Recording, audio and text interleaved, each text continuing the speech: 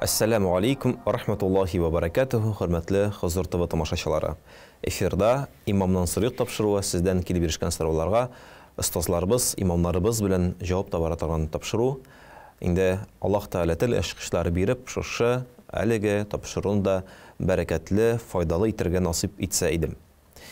Инде шушы бүгенге тапшыруыбызга килгәндә, безнең бүгенге кунагыбыз Казаныбызның Рөстәм мәчетенең имам хатибы Исмаил хәзрәт Биккин. Исмаил хәзрәт, ассаламу алейкум ва рахматуллахи ва баракатух. Ва алейкум ассалам ва рахматуллахи ва баракатух.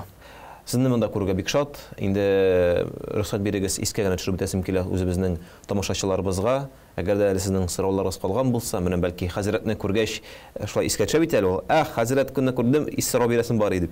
Шуңа күрә шундый сорауларыгыз булган булса, аларны узнайм уймам @хозур.ру дигән электрон адреска юллый аласыз. Иншалла инде җавап кайтарырга тырышыбыз, аларны барысында барлап барабыз. Хәзрәт, вакытны озакка сузмыйча шушындый сорау. Туган телебез елдан-ел аз кулланыла сыман. Бу татар теле турында сүз бара иншалла. Хәзер бит плакат, лозунглар тотып та чыгып булмый. Нәтиҗәсе аяныч булуы күбебезгә билгеле. Телебезне мондый вакытта ничек сакларга дигән сорау бирелә. Бисмилlah. Бу мәсьәлә 1400 ел элек әле Пәйгамбәр саллаллаһу алейһи ва саллям туган шәһәтлек гарәпләрдә булган шундый гореф-гадәт. Бала туа һәм дә Мәккә шәһәре ул шундый шаулап торган бер сәүдә шәһәре, кайсында төрле милләтләр, төрле телләр, гарәп теленең төрле агымнар телләре катнашкан. Һәм дә балалар чиста гарәп телен өйрәнер өчен анда да әтиәниләр аны турында уйлаганнар, гарәп телендә булсын дип балаларын авылга җибәргәннәр. Авылга бөтенесе бит инде шәһәр халкы бит инде. Ничек? Авылдан килгәннәр кешеләр, бәдәвиләр, гарәпләр, авыл халкы һәм дә балаларны үзләренә алып киткәннәр күкрәк сөте белән ашатырга, үзләрендә үстерергә. Һәм дә балаларны гомумән бәләкәй вакытта яшь ярым вакытында тапшырып җибәргәннәр бит. Субханалла дип әйтеп куясың. Әниләр үз кулындан ни сәбәптән телне саклар өчен нинди игътибар булган шулай. Икенче мәсьәлә ширләрдән яраграк булсын дип, фитнәләрдән яраграк булсын дип. Һәм дә аның әхлагы буенча ул шуның тәмнә гарәп, ул шундый куәтле, кыю, күңелле үссен дип иншалла, чөнки сахрада, далада кеше бит инде гомумән икенче рәвештә аның әхлагы төзелә. Шәһәрдә барыбер анда шәһәр йогынтысы бар. Мин аның белән әйтәсе килә, элекеге вакытта да гарәпләр бу мәсьәлә белән борчылганнар. Ләкин дә алар анда язырга өйрәнмәгәннәр, сөйләшергә өйрәнгәннәр. Менә бит ул нәрсәсе бар.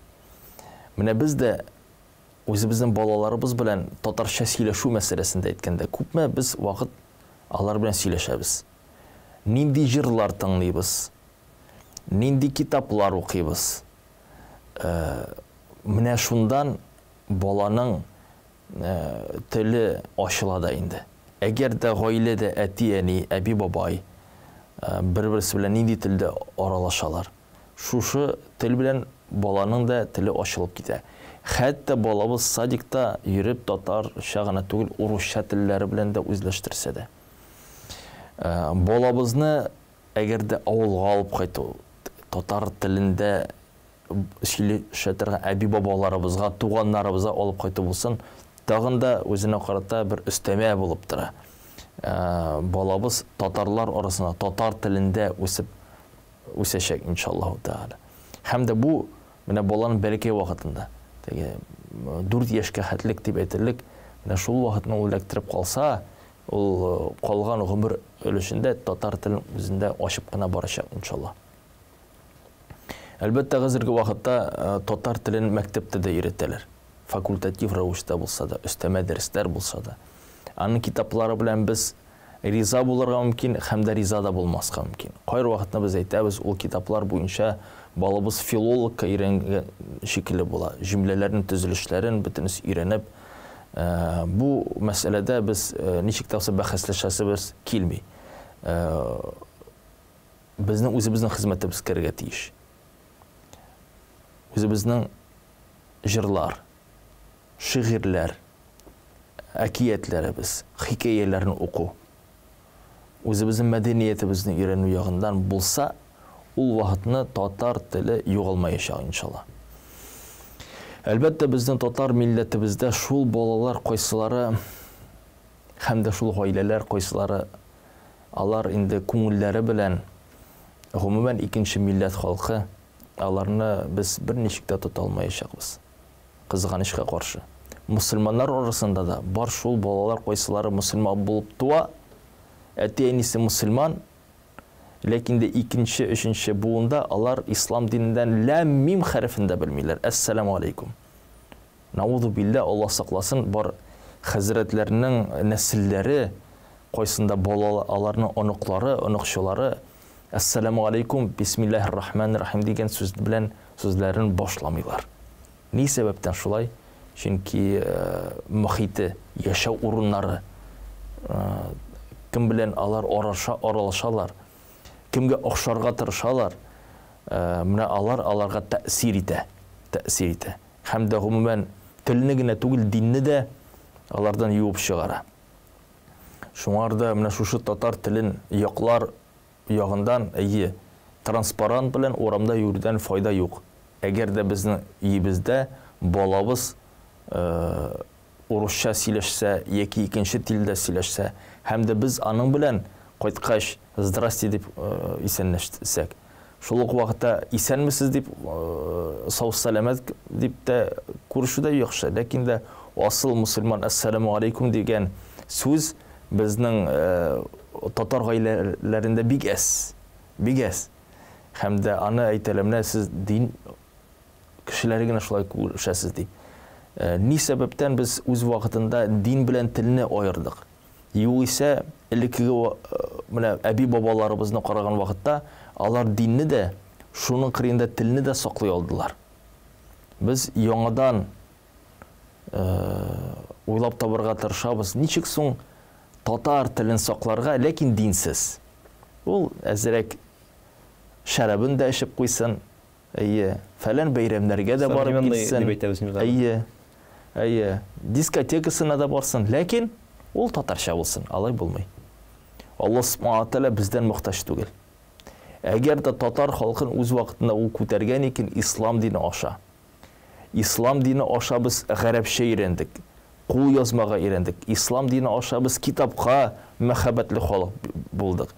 Һәм дә дөнья күләм татар халкы һәм дә галимнәре беренче яктан мусульманлык аша танылган.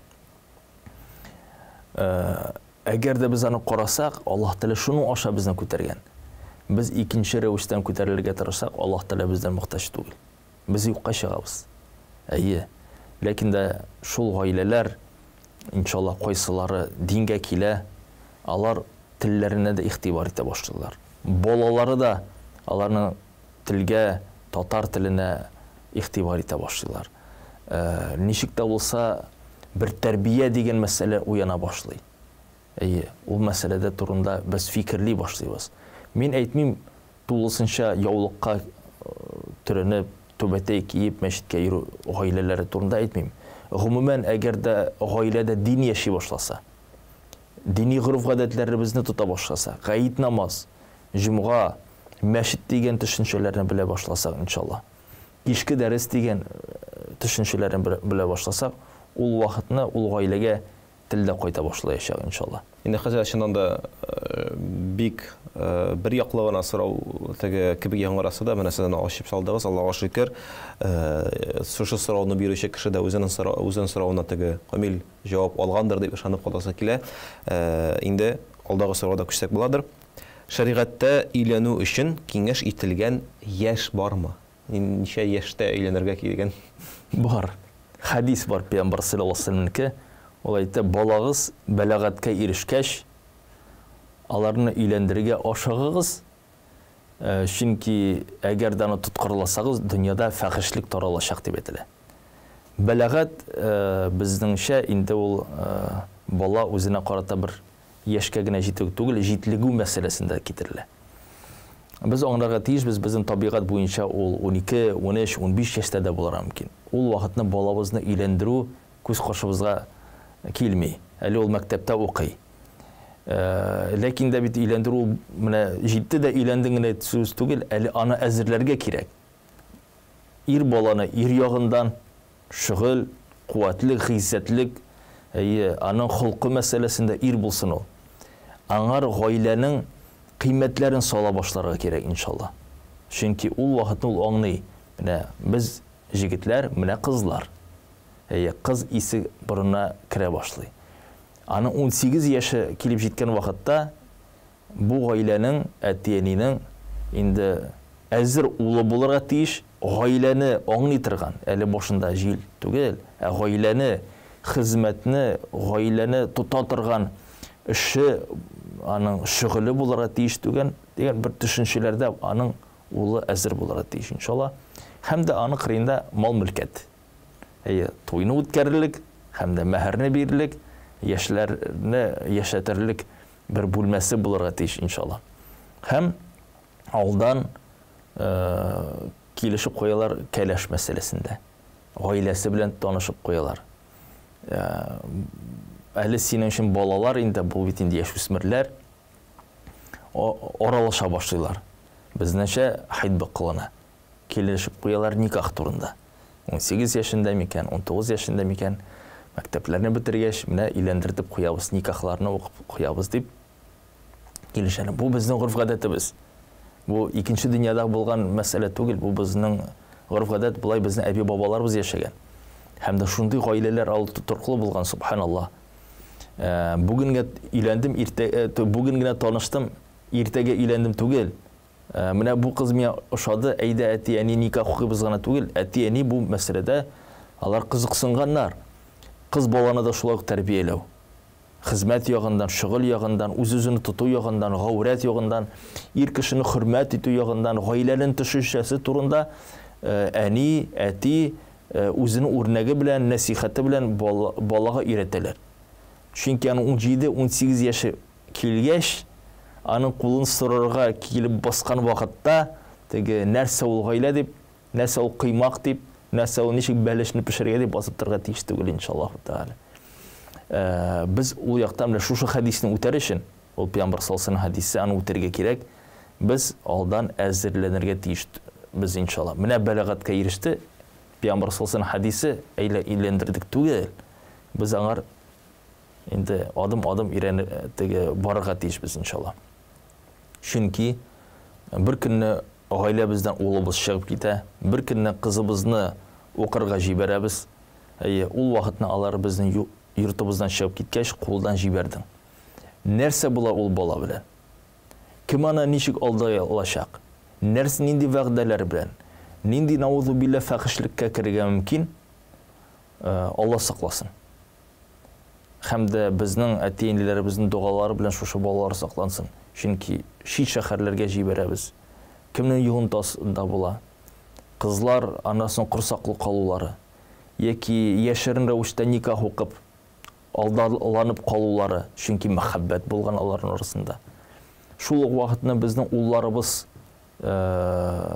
безнең милләтебездән, шит диндән кызга күз салулары, үзенең шәһавәте һәм дә күңел ятушы буенча аның мәхәббәт хисләре уянуы. Монда бала гына гаепле түгел, монда әти-әнинең дә бар һәман теге уянып битмәгән фикере, әле безнең балабыз бала гына, кая әле аңар гаилә теге корырга дип. Юк, җитлеге белән 18-17 яшы белән инде ул гаилә дигән мәсьәләне тулысынча аңларга тиеш. Хәтта ул өйләнмәсә дә, уку сәбәбеннән ул белергә тиеш. Нәрсә ул зина? Зинадан саклану, гаиләнең кыйммәте, хатыныңны үзеңне ничек сайларга тиешсез, һәм дә кыз бала аңларга тиеш кем ул ир, һәм дә ирне үзенең тормышына ничек сайлап алырга кирәк. Аны әти-әни алдан эшләргә тиеш иншаллаһ. Менә нәрсә ике фактор әйтеп киттегез. Беренчедән әти-әнинең балаларны әзерләүләре, чөнки анда сорау язылган инде, ничә яшь бармы дип, монда бит әле шул яшь җитте дә өйләнәм дигән сүз түгел. Менә хәтта ки үзең түгел, син әле яшь вакытта сине әти-әниең әзерләү беренчедән, һәм икенчедән сез әйтеп киттегез, әти-әнинең булачак кыз яки ирне белүләре инде, аларны өйрәнүләре дип әйттем инде. Чөнки Сәйд Мөслим белән йөрер, теге әле минем балагына дип кайтып керер бер көнне, әти мин өйләнәм дибме. Шуңа күрә инде үзегезгә шок булмасын өчен хәзрәтнең киңәшләрен тыңларга киңәш итәбез. Шуннан да тәрбия безнең өстә. Без инде менә сөйләп киттек сезнең белән туган тел мәсьәләсендә дә. Кичкенә чактан тәрбия, кичкенә чактан сөйләшсәк кенә ахырдан ашып кына бара дип. Шуның кебек инде минем чәченнән да бала теге 18 яшы тулды, мәктәптән чыгып китте, өйдән чыгып китте, каядыр укырга китте һәм ачылды дөнья. Монда кара кызлар бар икән, монда эш бар икән, монда бу бар икән, монда теге бар икән, югалып кала. Югалып калмас өчен инде әти-әнидән күп нәрсә тора дигән нәтиҗә ясарбыз инде иншалла. Һәм инде әгәр дә бу кеше теге безгә сорау биргән икән, теге бармы икән шундый яшь, мин шуңа яшькә җиттем дип инде без әйтәбез инде менә шушы киңәшләрне үзегезгә кабаттан карыйсыз, өйрәнәсез бөтенесен инде иншалла Аллаһ Тәгалә сезгә хәерле никахлар насыйп әйләсен, бер сүзсез. Амин. Амин шабысында. Гәҗит журнал укыганда, телефонда казынганда эротик фотосурәтләр очрарга мөмкин. Күргән очракта нәрсә эшләргә кирәк? Кай вакыт гөнаһ шомлыгына каршы сокланырга да өлгереп куясың бит диелгән. Пәйгамбәр саллаллаху алейһи хадисе бар.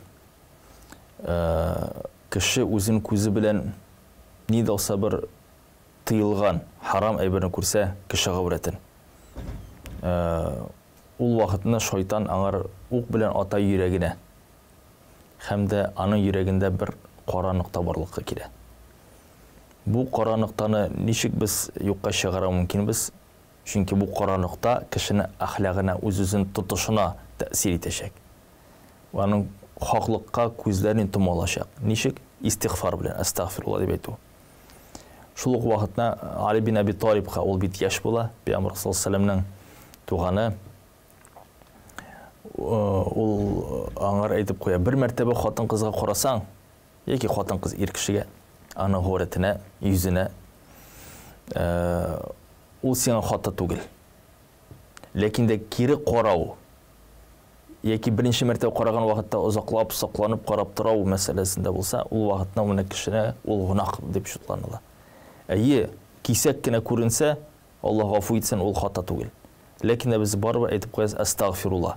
Чөнки шайтан шуның аша безнең йөрәгебезгә ук ата. Бер мәртәбә күрсәтте, ике мәртәбә күрсәтте, әйе башта күңелебезгә бер шир кандырып ала, анасын син ияләнеп китәсең. Чөнки йөрәк карала. Ничек аны пакларга? Истигъфар укыйбыз. Истигъфар, астагфирулла. Аузу биллахи минаш шайтанир раджим дип әйтеп куябыз. Әйе, безнең тормышыбызга гәҗитләр, телевидение, хәтта сайтларда рекламаны син сайламыйсың, реклама чыгара. Рекламада синең куршыңа килеп чыга. Урамда да без исән кешене күрәбез, һәр вакытны теге гаджеттан гына түгел. Безнең ислам динебездә тыелган мәсьәлә булырга мөмкин. Безнең күңелне аңар ияләндергә кирәк түгел. Ул хис теге яңгырып китә хаҗдан соң, гомрәдән соң. Кеше хаҗдан соң гомрәдән соң килә, яулыксыз кешене күрсә, яки рекламаны күрсә, кайсында хатын кыз бөтен гаврәтләре белән, ул вакытны теге ничектән күңеле теге ширканып куя, теге кысылып куя, теге ияләшкән бит инде. Әйе, ияләшкән бит ул күрмәскә. Шунысы мәсьәләсе бар. Шуңар үзебезнең күңелебездә яңарту. Яңарту аның белән ничек мусламаннар арасында күбрәк булу. Мусламан дәресләрен катнашу, мәчеткә ешрак килү. Үзеңне мусламаннар арасында тормышны күбрәк үткәрү. Эшне сайлап алган вакытта да ирләр белән эшләрлек булсын, хатын кызлар белән. Әйе. Чөнки аралары шу ул мәсьәлә киләчәктә безнең күңелебезне нәрсә каралатып кына түгел, ияләндертә. Biz аңар инде шул хәтлек зур игътибар салмыйбыз. Шул хәтлек зур игътибар салмаска мөмкин. Аннан соң кич белән кергән вакытта утырасың, телефонны ачасың, хатын кызның гаврәте күрелсә дә бер нәрсә каршында булмаган шикелле. Ләкин ул безгә тәэсир итә, күңелебезгә тәэсир итә, һәм дә киләчәктә зуррак хаталарга, зуррак гынахларга кертеп җибәргән мөмкин. Шуңарда истигфар, астагфирулла, аузу биллахи минаш шайтанир раджим дип әйтәсең дә, һәм дә соңгы киңәш кирәкле сайтларга гына керү. Шул ук вакытта үзенең махсус вакытын кысып кую гына шул гына сиңа ярдәм итәчәк иншалла. Шулардан берсе Пәйгамбер саллаллаһу алейһи ва саллям хуп күрмәгән кешеләрнең урамда утырулары. Гарәпләрнең шундый бер гадәте бар. Кич белән чыгалар да утыралар урамга. Эштән соң. Күп халыкта андый гадәт бар. Ул әйтә, әгәр дә урамда инде чыгып утырсагыз, узып киткән кешегә сәлам бирегез, һәм дә сәламын кайтарыгыз, һәм дә кирәкмәгән әйбергә карамагыз ди. Менә бит нинди уйласаң, әле кайчан булган ул. Ул вакытны телевизорда, гаджеты да булмаган. Ләкин дә урамда кешеләр чыгып утырганнар. Һәм дә шунда яхшысын да күрергә мөмкин, яманын да күрергә мөмкин. Шуннан да инде монда әлбул сорауны теге ашып нитеп була, но хәзрәт сораулар бик күп, шуңа күрә икенче сорауга күчәргә рөхсәт итегез. Урамда зур таш ята. Мин аны юл читенә күчереп тә китә алам. Күчермичә дә китә алам. Күчерсәм, җәяүлеләрдән бигрәк автомобиль йөртүчеләргә ярдәм була. Күчермәсәм, эшкә ашыга идем дип уйлый алам. Инде кайсысы гаип, кайсысы дөрес дигән шундый дилеммада калган кешебезгә бер ярдәм биреп карыйк әле. Бу мәсьәләдә синең җаваплыгың бармы? Бу ташны күчерергә. Әгәр дә син шушы юл өчен җаваплы кеше булсаң, әлбәттә ул синең өстендә вазифа, һәм дә син үзеңдә шул вакытны теге күңелеңне теге тырмарга мөмкинсең, үкенергә мөмкинсең. Әгәр дә син шушы юл өчен җаваплы түгел икән, иншалла син өстендә хата юк. Ләкин дә Пәйгамбер саллаллаһу алейһи ва саллям әйтеп куя, изгилекнең иң кимесе юл өстендәге булган зарарны алып кую. Әгәр дә ул шушы эшне эшләсә, изгелек була иншалла. Әгәр дә инде ул эшемә ашыгам дип аның каршында узып китсә, эше аның фарыз. Ул аны үтәргә тиеш иң беренчесе. Таш өчен җавап кайтарсын шул кеше кайсысы шушы юл өчен җаваплы иншалла. Күңелне юкка борчып торырга кирәк түгел иншалла. Иманда эшнең, чөнки син эш буенча инде яллангансың икән, син яллангансың, син үтәргә тиеш каласың икән аңлыйсың, инде син бүтән кеше каршында җавап кайтарасы бар. Монда әле тагын шундый чиракта булырга мөмкин, мәсәлән, машинада нәрсәдә чыгып калырга мөмкин бит инде. Әлбәттә инде син түгел икән, бүтән кеше алып куйса инде менә хадискә туры китереп булыр иде. Бөке юл хәрәкәте тыгыз чакта сүгенми торган кеше дә әшәке генә сүзләр әйтеп сүгенеп куя. Бу үз-үзеңне кулда тота алмаумы? Үз-үзеңне авыр, мөшкел чакларда да кулда тотып калу өчен нинди юллары бар дигән? Бар Пәйгамбер саллаллаһу алейһи бер хадисе. Кудси хадис кайсында ул әйтә, Аллаһ субханаһу ва тааля мәхәббәт турында. Ничек Аллаһ субханаһу ва тааля ярата кешене? Һәм Аллаһ тәгаләгә кеше ничек якыная? Фарыз гамәлләр аша, ваҗиб гамәлләр аша, намазлар аша, уразалар һәм анасын әйтә нәфилләр аша. Нәфил өстәмә эшләр, зикр, тәсбих, өстәмә намаз, өстәмә ураза. Һәм дә гомумән әйткән вакытта тәсбихләр. Субханаллах, альхамдулиллах, ассаламу алейкум, Аллаһумма салли ва саллим аля набийина Мухаммад, астагфируллах дигән, аузу биллаһи минаш шайтанир раҗим дигән сүзләр, ул бөтенесе безгә бер өстәмә бер нәфилләр шикелле. Таләп ителми динебездән, ләкин дә без аны әйтеп барабыз тормышыбыз буенча. Һәм дә шушы хадистә әйтелә, кешенең күзе дә, кулы да, аягы да Аллаһ Тәгаләнең дине буенча барачак дип әйтелә. Аллаһ Тәгалә кешене куәтләячәк. Һәм дә бу кеше Аллаһ Тәгаләнең сораса, Аллаһ Тәгалә җавап кайтараңар. Нәрсә булса сыңса, Аллаһ Субханаһу Тәгалә аның сорауына җавап кайтара. Бөкегә хәтлек без үзебезне нинди сүзләргә өйрәтәбез? Нинди сүзләрне тыңлыйбыз? Шунсындар мөһим бит ул. Әгәр дә бөкегә хәтлек без зикр, тәсбихләр күбрәк әйтсәк, мусламаннар белән ассаламу алейкум дип күрешсәк, нинди булса бер күңелебез төшеп киткән вакытта астагфируллах дип әйтеп куйсак, аузу биллаһи минаш шайтанир раҗим дип әйтеп куйсак, яки Аллаһумма салли ва саллим аля набийина Мухаммад, яки Аллаһ акбар дип әйтеп куйсак, ул вакытны бөке вакытында да шушы сүзләрне әйтәчәк без иншалла. Әгәр дә бөкегә хәтлек без булсак, шундый кешеләр белән кайсылары тик атлаган саен сүгенә, яки без шундый сүгенгән кинолар карасак, шул вакытны алар безгә тәэсир итәчәк. Кеше нәрсә белән тулы? Шул аның телендә. Һәм дә иң мөһиме шунсы, кеше гомер ахырында ла илаха илляллах Мухаммад Расулулла сүзен әйтергә тырышачак. Ләкин дә аның гомере шушы иман кәлимәсе тәхлил белән тулы булса, көндәлек тормышында ла илаха илляллах Мухаммад Расулулла кәлимәсен әйтеп торса уланы, ул вакытны менә гомер ахырында, менә шушы кискен вакытта ул аны әйтәчәк иншаллах. Яки икенче рәвештә әйтелә, кеше гомер буе нәрсә белән шөгыльләнде, гомер ахырында үлем түшәгендә аны искә төшерәчәк. Һаман шул кирпеше, һаман шул детале, һаман шул акчасы, һаман шул аның сәүдәсе телендә булырга мөмкин. Кеше тормышын нәрсә белән тутыра. Шуңарда менә шушы әйтерлек кискен вакытта, стрессовый ситуацияда нинди сүзләрне әйтәбез?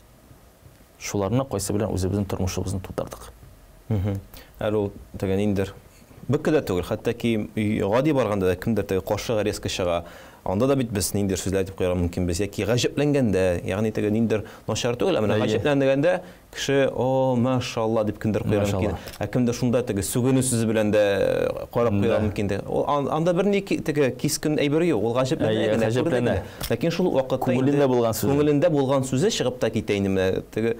Инде ул әлбәттә мин дә шуны әйтмәкче идем, хәзрәт, безнең бит ахыр тормышыбыз менә ул бит шулай ук тиз килергә мөмкин һәм кеше шулай. Ни өчен искә төште минем шундый бер хәл, бер шахматист. Инде ул дингә караганда менә шушы якны күбрәк күргән. Дип әйтик инде теге һәм үлгәндә бер имам сөйләнде, ни кызганыч ди, үлгән вакытта моның кырында инде мөселманнар ла илаха илляллах, Аллаһ Аллаһ дип торганда да ул шах һәм мат дип үлде ди. Әйе. Телендә соңгы сүзләр шах һәм мат. Субханаллах.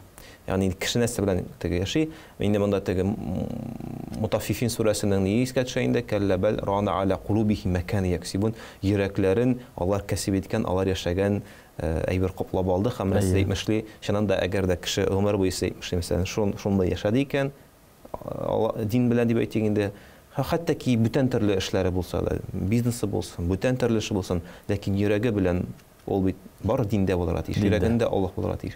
Ул вакытта инде менә шушындай куркыныч үлемнәрдән Аллаһ Тәгалә һәрберсен сакласын, якласын, амин шабылсын. Бер мәсьәлә. Әйдәгез. Мин күргәнем бар ничек ике гарәп талашкан иде.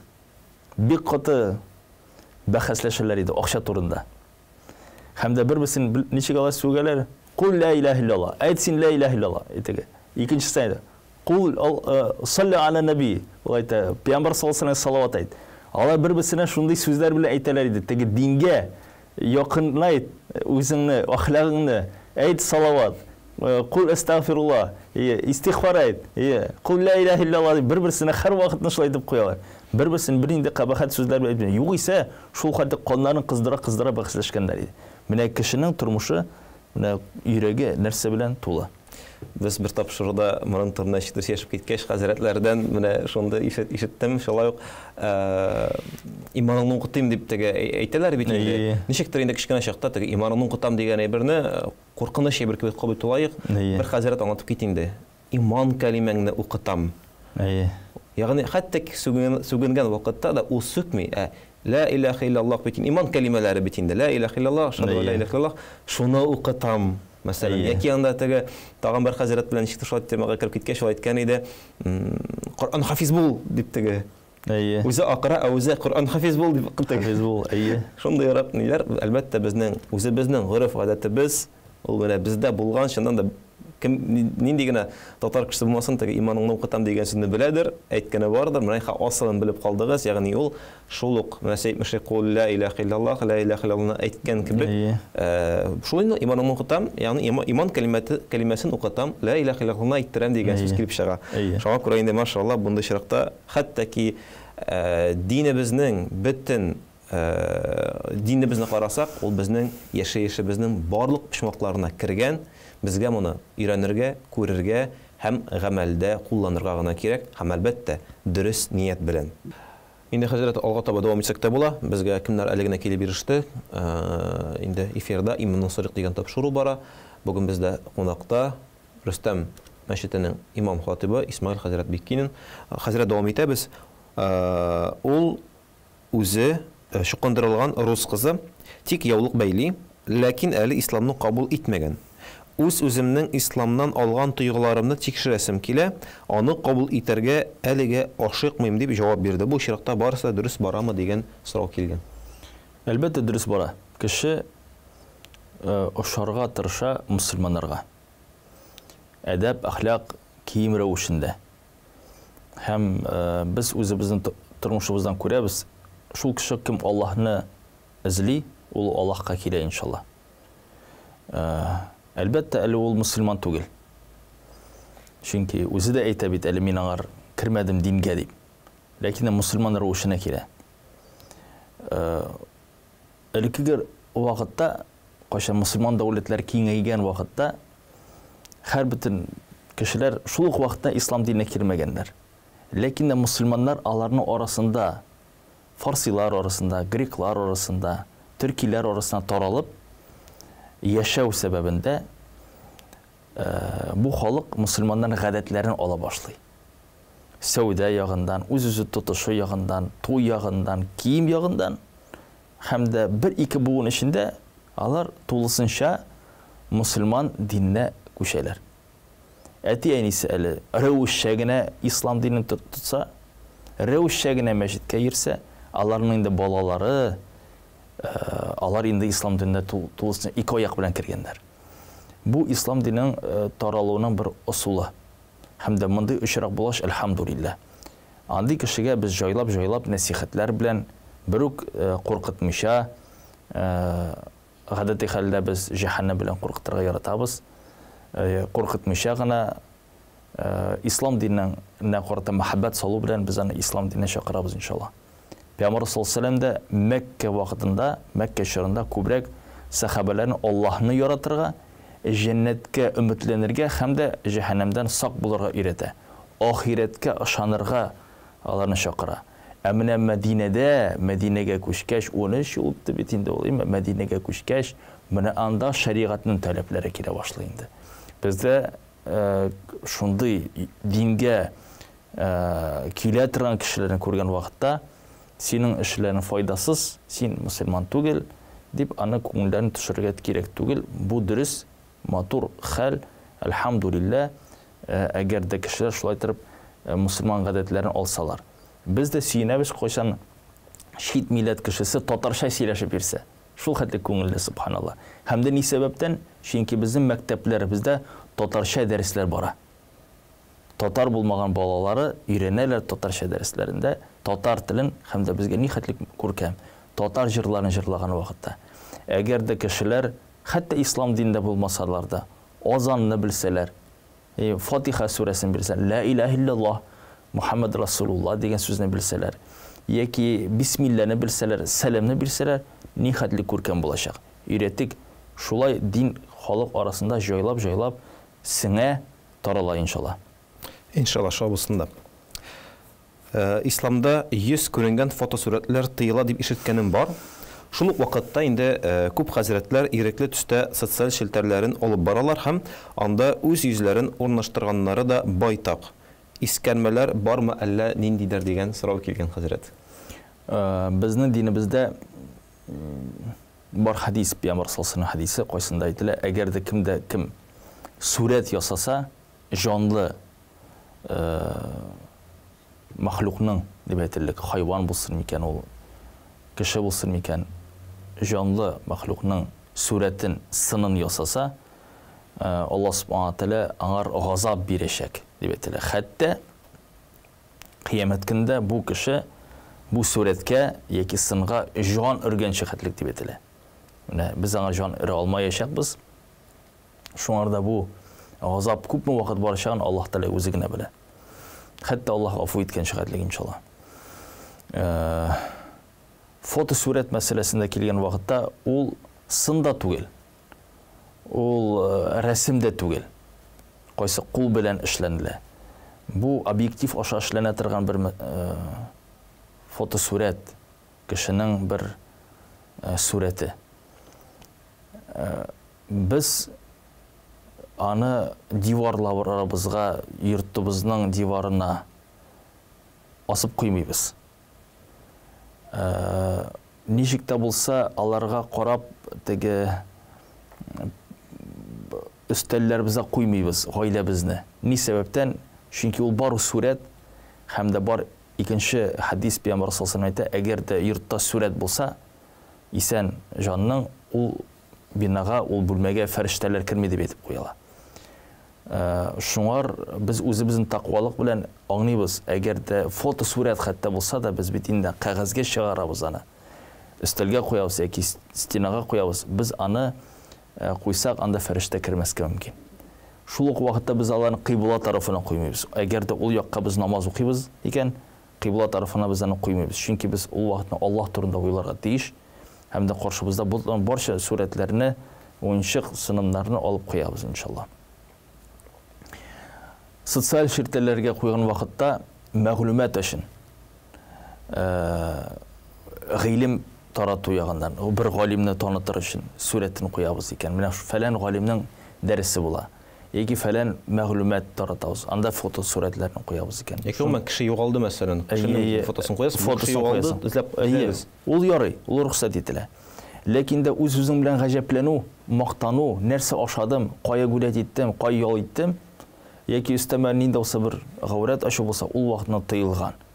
Тыелган фотосурәтне кую сәбәбеннән түгел, мактану сәбәбеннән. Икенче үз-үзеңдән теге гаҗәпләнү сәбәбеннән. Гаҗәплек, әйе.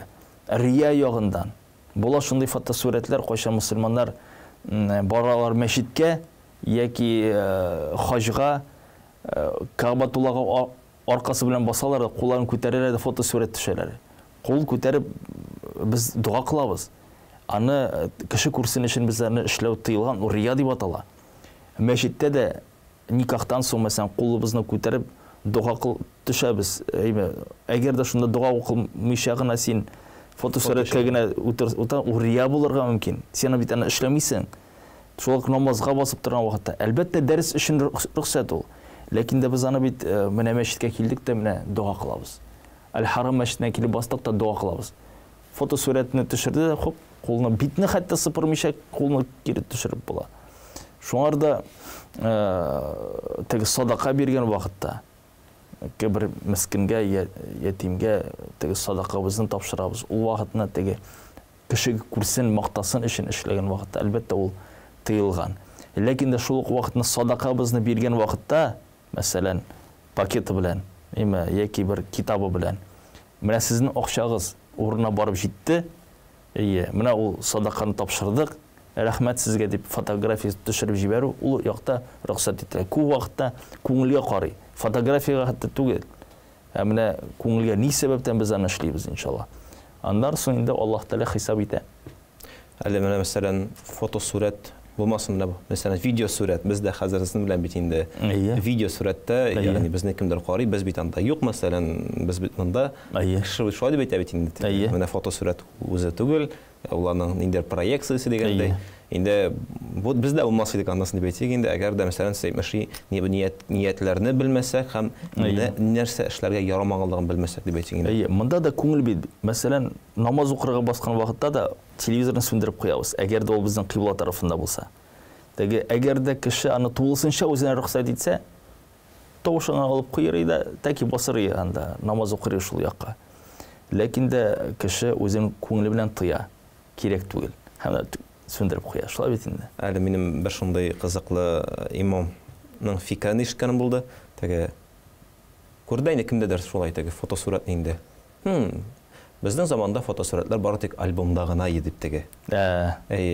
Ягъни альбом сен ябып куйдың, инде бу ягын карасында бер инде фотосурәт юк, бер инде фото юк, җанлы сурәтләр күренми. Аның урыны альбом дип әйтеп, шулай уланы теге ниде ясамады? Инде шундый бер үзенә карата күркәм нәсихәт кенә булды. Шунда мотор булды, истә калдырдым. Мәктәп чыннан да шулай бит кара дип әйтә. Ни кызганыч, хөрмәтле тамашачылар, инде сораулар теге кызганнан кызып, әңгәмәдә кызганнан кызга барган вакытта инде тамаша тамам дип безгә сигнал килә, вакыт чыкты. Инде бүген монда килгән өчен сезгә чыннан зур рәхмәт. Аллаһның рәхмәте булсын, бәрәкәте булсын. Саубуллашабыз хәзер сезнең белән икеләсе очрашуга кадәр. Ассаламу алейкум ва рахматуллаһи ва баракатуһ. Алейкум ассалам ва рахматуллаһи ва баракатуһ. Хөрмәтле Хәзрәт ТВ тамашачылары, эфирда иман насыры тапшыруы иде. Инде бүген бездә кунакта сезнең сорауларга җавап кайтаручы хәзрәтебез Рөстәм мәчетенең имам хатибы Исмаил хәзрәт Биккинен иде. Аллаһ Тәала аңа да, сезгә дә, безгә дә үзенең рәхмәтен, шәфкатен, бәрәкәтен бирсә иде. Ассаламу алейкум ва рахматуллаһи ва баракатуһ.